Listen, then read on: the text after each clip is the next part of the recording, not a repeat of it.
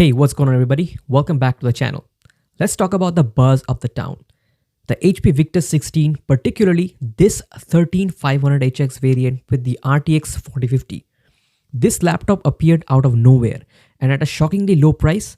Currently it's at 81,000 rupees, but a couple of days ago it was just 80,000 rupees, which is crazy considering the hardware this is packing.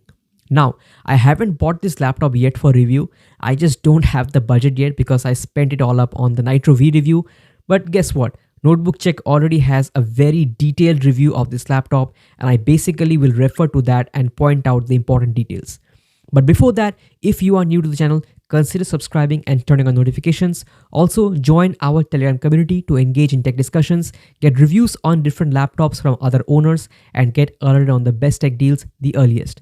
With that said, guys, let's get right into it. Okay, first of all, I would like to start with a warning. A warning to all first-time gaming laptop buyers. This is a proper high power consuming laptop. It has a CPU that in itself can consume up to 130 watts. If you are not prepared or not ready or do not want to get your hands dirty to tweak and optimize its power curve, then please do not buy this laptop. Because after that, you are going to complain about its heating and all that, which is something that is absolutely normal and a common phenomenon with this type of CPU. So be prepared for that. Alright, let's start with the CPU itself then. It's an i5-13500HX. It's basically a rebranded i7-12700H. If you don't believe me, then these are the specs of the two CPUs, and these are the Cinebench R23 scores for both the CPUs pulling about 130 watts. They are basically the same because they are the same, just with a different name. Just do note, I don't think there is any laptop that can stop these CPUs from thermal throttling if you are pushing this much power. And just like typical Intel behavior, the CPU drops its power limit from 130 watts to around 80 watts in long-term CPU workloads, and that drops performance.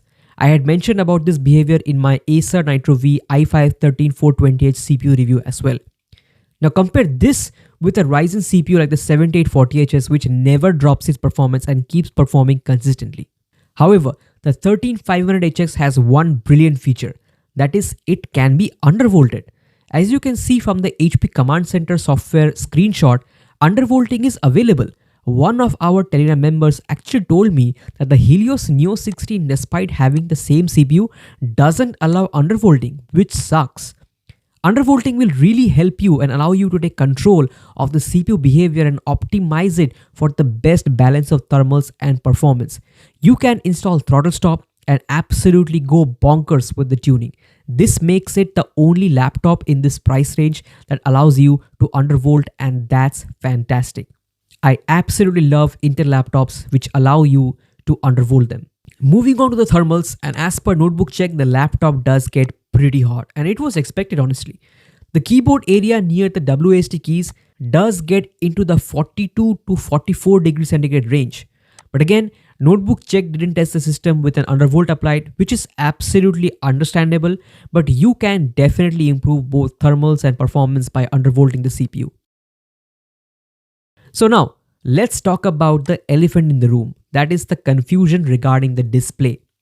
The model reviewed by Notebookcheck is the 0076TX model, and that apparently comes with a Full HD 165Hz IPS screen with 300 nits of brightness and 100% sRGB coverage.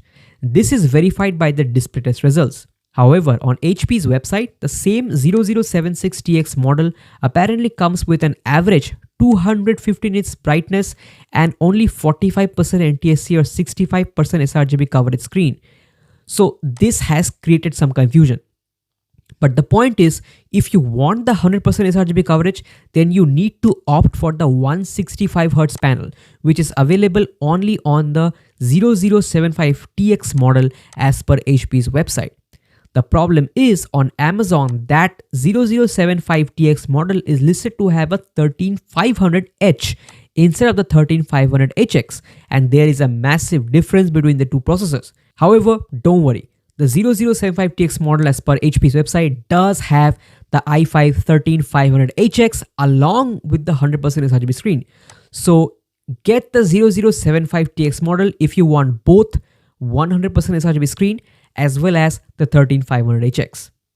Alright, next let's take a quick look at the GPU, which is an 120 watt RTX 4050.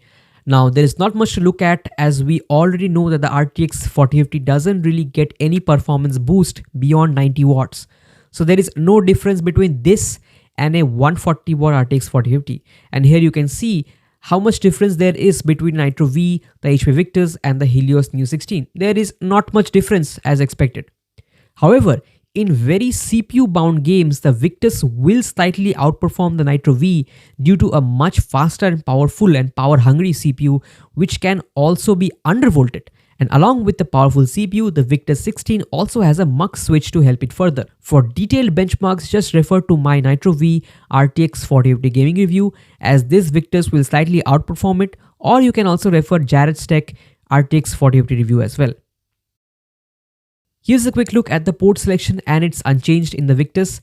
It's got Gigabit Ethernet, 3 Type A 5 gigabits per second ports, 1 5 gigabits per second Type C port with DisplayPort and power delivery support, 3.5mm audio combo jack and HDMI 2.1.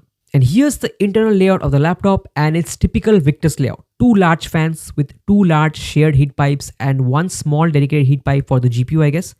2 RAM slots populated with dual channel 16GB 4800 MHz per second RAM and 2 NVMe slots. Not sure if both of them are Gen 4 or not. The built-in 512GB SSD provided by HP is Gen 4 and it has pretty good speeds. The laptop also features a pretty high-end Intel Wi-Fi AX211 Wi-Fi card with Wi-Fi 6E support, which is great to see in this price range. Finally, there's the large 83 Wh battery, which is the same size as the Omen now. And the most surprising part to me is that this laptop achieved a pretty decent battery life of nearly 9 hours in the Notebookcheck Wi-Fi web surfing test. Now do note, this is a web surfing test which is much lighter. This is not a YouTube playback test, which can be much more demanding. So overall, I must say it's a shockingly good price. I highly recommend it, and I cannot say how long this price is going to last. It's a go from my end. Just remember, this is a pretty high power consuming device, so you may need to optimize it for the best thermals. And also guys, consider supporting this channel. If you wish to purchase this laptop, purchase it from the affiliate link down in the description. If you purchase it from that link, it really helps me out monetarily, as I get a little bit of commission without any extra cost to you. This helps, keeps this channel going and this community going. With that said guys, thank you so much for watching. Make sure to hit like, subscribe and turn on notifications. Also consider joining our Telegram community to engage in tech discussions, get reviews on different laptops from other people and get alerted on the best tech deals the earliest. With that said guys, take care and I'll catch you in the next one. Peace.